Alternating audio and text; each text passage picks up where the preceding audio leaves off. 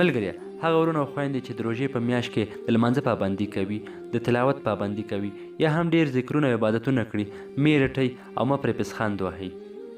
په دې مه رټئ چې 11 میاشتې هغوی عبادت نه ده کړی یا یې لمونځ پابندي نه ده کړې او په دې میاشت کې مسلمانان ترې جوړ شوي دي.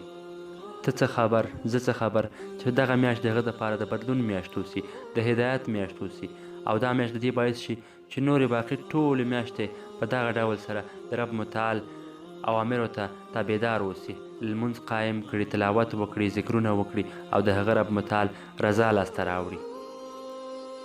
او د دې میاشتې غوښتنه هم دا ده چې دا میاشت د بدلون میاشت ده، په دې کې باید موږ بدلون وکړو، مثبت بدلون وکړو. دا ډول خلک تاسو نور هم تشویق کړئ تر څو په دغه نیکو اعمالو باندې همیشه والی وکړي.